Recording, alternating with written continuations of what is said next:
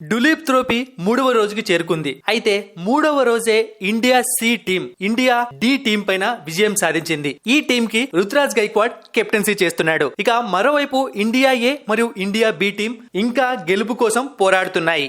అయితే రిషబ్ పంత్ టీమిండియా కష్టాన్ని ఒకటి తీర్చాడు. ఎందుకంటే బంగ్లాదేశ్ తో జరగబోయే టెస్ట్ సిరీస్ కోసం ఎవరు వికెట్ కీపర్ గా వస్తారు అని చెప్పి అందరూ తలలు బాదుకుంటున్నారు. ఒకవైపు ధ్రువ్ జురెల్ ఫెయిల్ అయ్యాడు, ఇంకొక వైపు రిషబ్ పంత్ కూడా ఫస్ట్ ఇన్నింగ్స్ లో ఫెయిల్ అయ్యాడు. కానీ సెకండ్ ఇన్నింగ్స్ లో ఒక మంచి ఇన్నింగ్స్ ఆడాడు, అది కూడా రిషబ్ పంత్ స్టైల్లోనే. ఇక మరోవైపు కేఎల్ రాహుల్ ఒక ఇన్నింగ్స్ లో పూర్తిగా ఫెయిల్ అయ్యాడు, పెద్దగా పర్ఫామ్ చేయలేదు.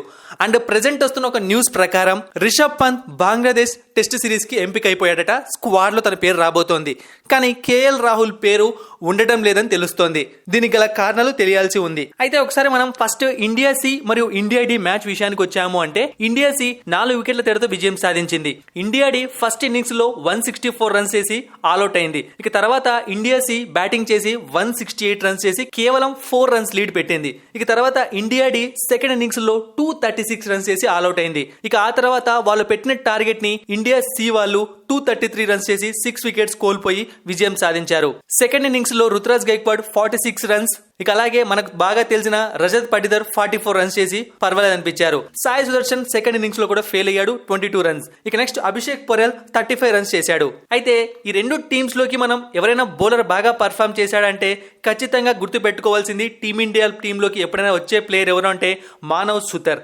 అతను 2 ఇన్నింగ్స్ లో కలిపి 8 వికెట్లు పడగొట్టాడు. ఇక అలాగే విజయ్ కుమార్ వైశాఖ్ ఇండియా సి టీంలో ఉన్నాడు, బాగానే బౌలింగ్ చేశాడు. ఇక తర్వాత హర్షిత్ రాణా ఇండియా డి టీంలో ఉన్నాడు, అతను కూడా పర్వాలేదు అనిపించాడు. కానీ హర్షదీప్ సింగ్ సరిగ్గా బౌలింగ్ చేయలేదు.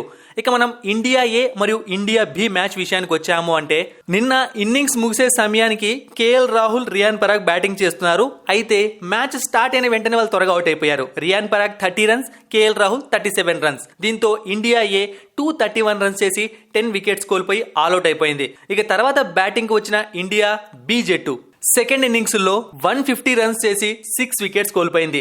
ఇక ఈ రోజు మ్యాచ్ లో అంటే సెకండ్ ఇన్నింగ్స్ లో కూడా యశస్వి జైస్వాల్ పూర్తిగా ఫెయిల్ అయ్యాడు. ఫస్ట్ ఇన్నింగ్స్ హీరో అయిన ముషీర్ ఖాన్ డక్అౌట్ గా వెనుతిరిగాడు. అయితే తన అన్న అయిన సర్ఫరాజ్ ఖాన్ 46 రన్స్ తో పర్వాలేదు అనిపించాడు. ఇక రిషబ్ పంత్ 61 రన్స్ చేశాడు, అది కూడా 47 బాల్స్ లో. ప్రెసెంట్ వాషింగ్టన్ సుందర్ బ్యాటింగ్ చేస్తున్నాడు. సో ఇండియా బి లీడ్ అయితే మనకు 240 రన్స్ కనిపిస్తోంది. ఇంకా 2 రోజుల టైం ఉంది కాబట్టి ఇంకొక 50 to 40 రన్స్ చేసినా సరే ఇండియా బి గెలవడానికి ఎక్కువ అవకాశాలు ఉంటాయి. బట్ ఇండియా ఏలో చాలా మంచి మంచి బ్యాట్స్మెన్స్ ఉన్నారు. శుభ్మన్ గిల్ ఉన్నాడు, కేఎల్ రాహుల్ ఉన్నాడు, మయాంక్ అగర్వాల్ ఉన్నారు. వీళ్ళు రెచ్చిపోతే ఏ టార్గెట్ అయినా చిన్నగానే కనిపిస్తుంది. మరిన్ని ఇంట్రెస్టింగ్ వీడియోస్ కోసం సబ్స్క్రైబ్ చేయడం మర్చిపోకండి.